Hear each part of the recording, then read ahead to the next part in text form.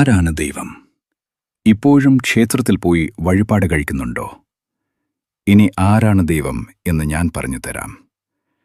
ദൈവം എന്നാൽ ഒരു വ്യക്തിയോ നാമമോ രൂപമോ അല്ല. അത് എല്ലാത്തിനെയും നിയന്ത്രിക്കുന്ന ഒരു ബോധമെന്ന എനർജിയാണ്. അപ്പോൾ നിങ്ങൾ ചോദിക്കും, ബോധമോ? ബോധം എങ്ങനെയാ ദൈവമാകുന്നത്? ബോധത്തിന് എങ്ങനെയാ ഈ ലോകത്തെ സൃഷ്ടിക്കാൻ പറ്റുന്നത്? ബോധത്തിനോട് പ്രാർത്ഥിച്ചാൽ ഫലമുണ്ടാകുമോ? അങ്ങനെ പല ചോദ്യങ്ങളുമുണ്ടാകും. ഈ സംശയങ്ങൾ മാറാൻ തെളിവുകളുള്ള ആർക്കും മനസ്സിലാകുന്ന ഉദാഹരണങ്ങൾ സഹിതം ഞാൻ പറഞ്ഞുതരാം. നമ്മൾ കേട്ടിട്ടില്ലേ, മയക്കുമരുന്ന് പോലുള്ള ലഹരി പദാർത്ഥങ്ങൾ ഉപയോഗിക്കുമ്പോൾ ബോധം നഷ്ടപ്പെട്ടു ഒരു വസ്തുവിനെ മറ്റൊന്നായി തോന്നുന്നു എന്നൊക്കെ. അപ്പോൾ ലഹരി പദാർത്ഥങ്ങൾ ഉപയോഗിക്കുമ്പോൾ ബോധം മങ്ങുന്നു.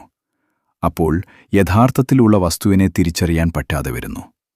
അപ്പോൾ ബോധം എന്നൊന്ന് ഇല്ലെങ്കിലോ സൃഷ്ടി തന്നെ ഇല്ലാതാകുന്നു. അപ്പോൾ നിങ്ങൾക്ക് മറ്റൊരു സംശയമുണ്ടാകും, ഒരു വ്യക്തിയുടെ ബോധം പോയതുകൊണ്ട് ലോകം ഇല്ലാതാകുമോ എന്ന്. അത്ഭുതമെന്തെന്നാൽ ഓരോ വ്യക്തികളിൽ മാത്രം കാണപ്പെടുന്ന ഒന്നല്ല ബോധം. പിന്നെ ബോധം എവിടെയെല്ലാം ഉണ്ട് എന്നല്ലേ സംശയം.